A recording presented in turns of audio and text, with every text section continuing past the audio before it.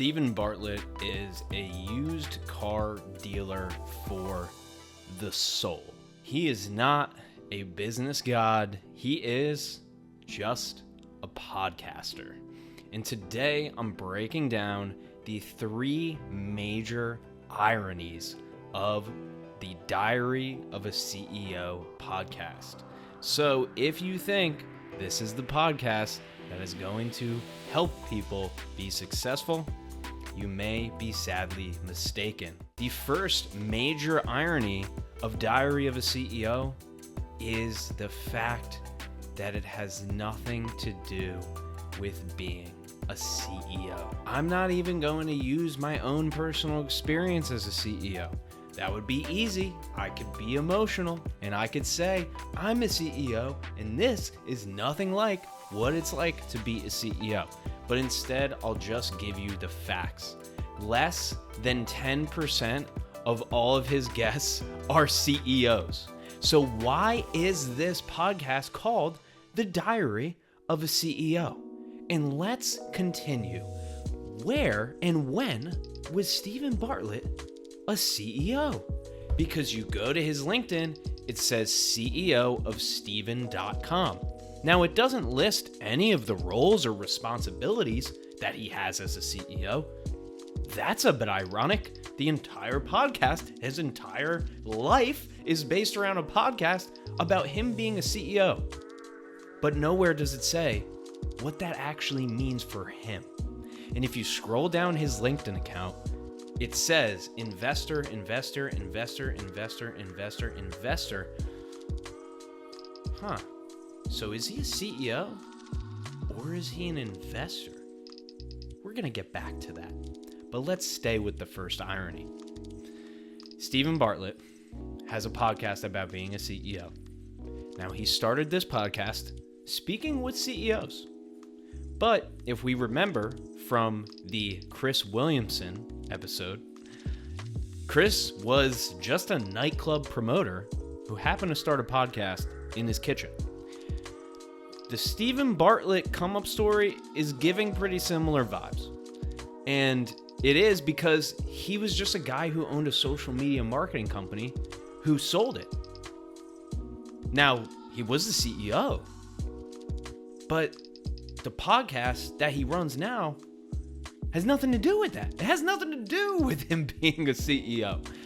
So the first irony is the fact that the name of this podcast has nothing to do with the content of the podcast or being a CEO. Weird. The second major irony of the Diary of a CEO podcast is the fact that it feels profound, but it's actually vapid. There are no real takeaways from this podcast. And if you've ever studied the nature of pundits, the fact that the loudest person in the room is typically the person who you assume is the most successful, but then is the least. If we follow this same line of thinking, we can apply it directly to this podcast. Now remember, Steven Bartlett started a social media marketing agency in 2014. There's one thing that this guy is definitely good at, and that's marketing. So, how do you create one of the biggest podcasts on earth? Well, you have to market it. But you can't have somebody on your show who doesn't claim to have any sort of strategy. You can't have somebody on the podcast and have it get millions and millions of views if they say, well, it's complicated. Well, it's nuanced. It could be this or it could be that. There's no real way for us to know.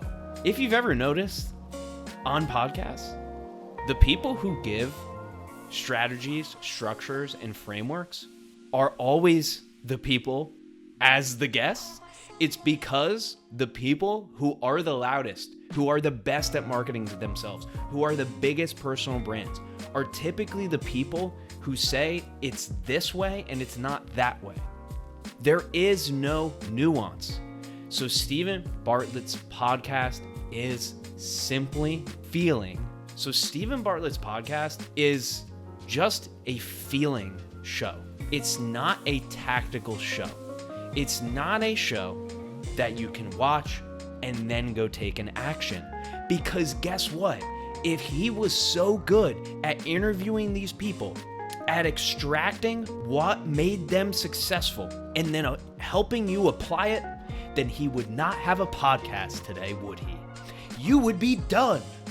You would have taken the first 20 episodes, applied it, and you would already be successful. If Steven Bartlett's podcast actually worked, if it actually did what it proclaims to do, you wouldn't have to watch the podcast anymore. So why is it that it keeps going and going and going and going and going? Well, we're going to get into that. The second irony of Steven Bartlett's podcast is that there's no actual takeaways. There's just people who are a version of the loudest guy. And after you get through an episode, you feel good, but guess what you do? You come back next week. And that's what he wants you to do.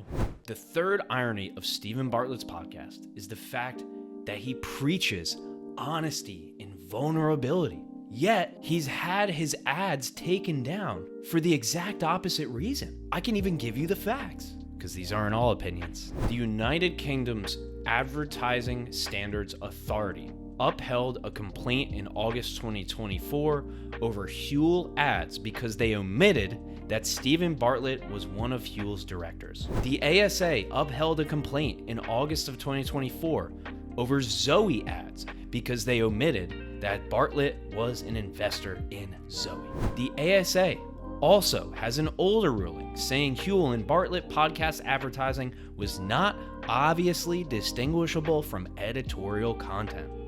And on March 11th, 2026, Zoe ruling says it replaced wording from a May 21st, 2025 ruling, but the complaint still remained upheld. Steven Bartlett sells vulnerability on the front end and monetizes it on the back end.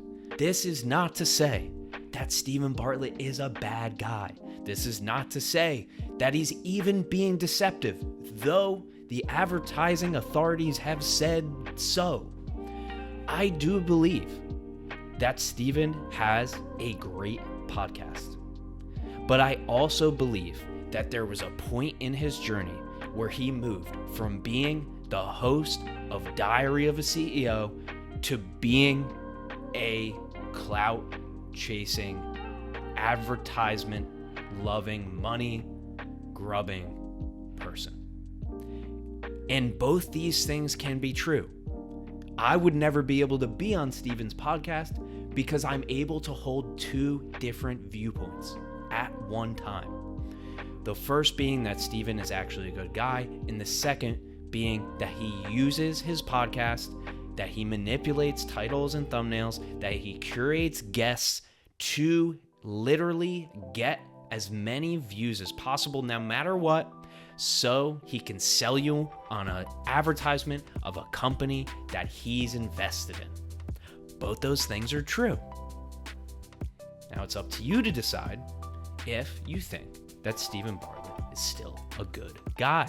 Or, here's the reality, if Steven Bartlett is worth listening to for hours and hours on your commute to your soulless job. Now, Steven Bartlett's skill is not teaching business. If it was, he'd be a professor of business. It's making ambitious people feel good for watching something about other ambitious people explaining what they do. It feels good. It scales. It gets you a bunch of views.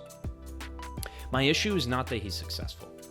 My issue is that this is simply a podcast not to help you. It is a podcast to get views, and those are not the same thing. Now, this is just my opinion.